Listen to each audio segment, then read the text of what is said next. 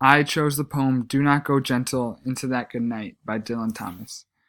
I chose it because I first heard it during the movie Interstellar, which is one of my favorite movies of all time, and just the poem in the movie impacted it so much, just about a man fighting for his life against odds.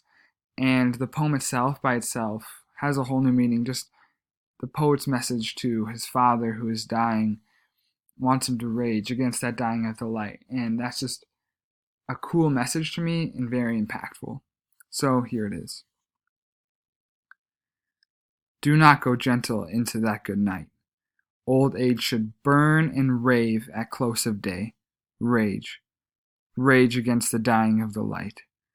Though wise men at their end know dark is right, because their words had forked no lightning, they do not go gentle into that good night. Good men, the last wave by, crying how bright their frail deeds might have danced in a green bay, rage, rage against the dying of the light. Wild men, who caught and sang the sun in flight and learned too late they graved it on its way, do not go gentle into that good night. Grave men near death, who see the blinding sight. Blind men could blaze like meteors and be gay. Rage, rage against the dying of the light.